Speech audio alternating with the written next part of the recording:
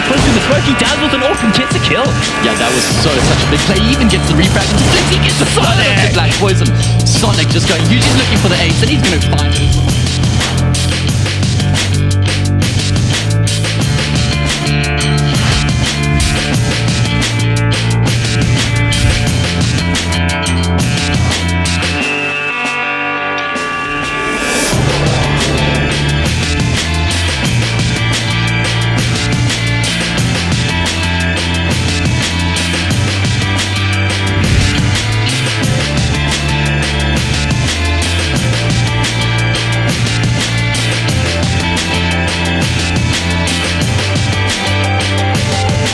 I am the esports technical manager for Kwese TV.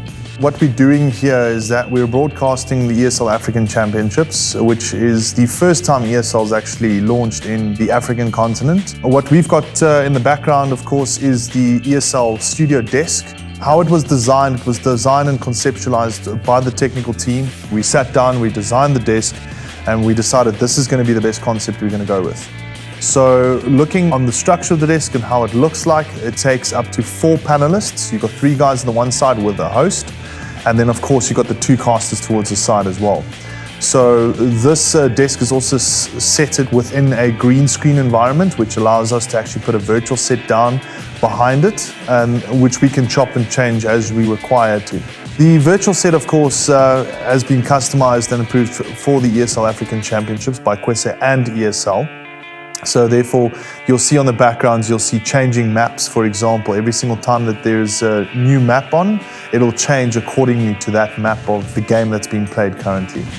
Another important piece of information, of course, is the racks for the studio. Now, the racks is the controlling units of each individual camera within the studio.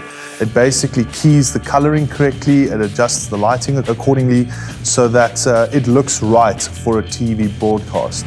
The other element that's also one of the key elements, it's kind of like the board that takes everything in and chop and changes things around and connects all the core components within the broadcast together, is the TriCaster. Now, the TriCaster includes configuring the virtual set on it and actually setting the virtual set as well. The TriCaster records, it streams out, it's got a massive amount of functionality, and also the controlling of the camera angles and timing gets done on the TriCaster level. That's where you'll see all those keys and all those buttons in that massive board there. That's the TriCaster, that's the central point, and that's actually manned by some very skilled engineers and some very skilled vision mixers.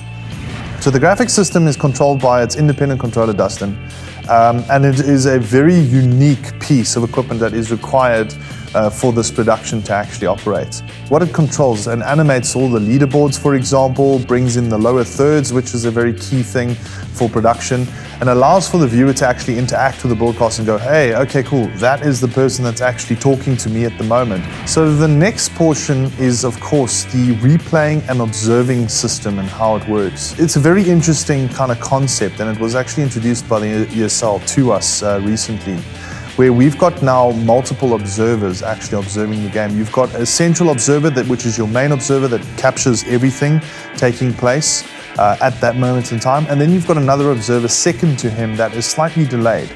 What happens there is that the replay system actually picks up that 10-second delay, allows us to get the perfect shot and the perfect angle on a ace or a clutch, for example, and then replay it out around during the same round or round after. One of the interesting things about this broadcast is the sound, of course, and I actually cracked a joke right in the beginning when we did the qualifiers to our engineer Sean and told him that, yeah, no, sound is not that important unless something drastically goes wrong. As long as you know what you're doing, it's fine.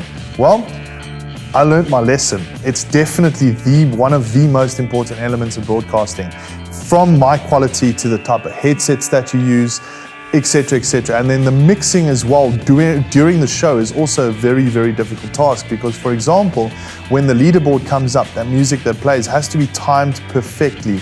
And that's the thing, like if you don't have your sound set up 100%, and looking at our sound setup here, of course, I mean, we've got up to 4 panelists that use the very small Countryman microphone, and then we've got the 2 casters using the Sennheiser broadcast headsets. Like I said, and like I joked about in the beginning, being not so important, it is actually one of the most important elements of this broadcast. We're streaming to 5 different platforms at the same time. How it works is quite interesting. There's kind of components, different servers that takes a feed from the main mix and then gets sent out to another centralized ingest server, where then it distributes it internationally, or distributes it to TV channel, or distributes it to Facebook or social media, for example. Another big element, allowing for viewers to actually captivate and enjoy that live broadcast that takes place literally on the second. It's really up to how it gets streamed, and it's up to this streaming solution. The last piece to discuss and talk about is the directing on the show. And I almost feel that it's the core element of the entire broadcast. He's the orchestrator of the entire show. He is the person that actually makes the show happen for you in a specific manner, looking like a professional broadcast. So the director has a lot of responsibilities, of course. He needs to look at the show and decide, does it actually look correct? Does it sound correct? Is the feel correct of the show? And it's really much a very big role and big shoes to kind of fit into. The director is really much the center point of the entire broadcast. From my perspective, doing esports broadcasting for the last 5 years, I've seen developments in the industry go from strength to strength. But what I can definitely say is that the ESL African Championships is the flagship of competitive esports in South Africa to date. It's revolutionized a lot of new ways of broadcasting. It's introduced professionalism a lot more into it. And I feel that with the team at Kwese and ESL, the sky's the limit. We've got so much still more to come.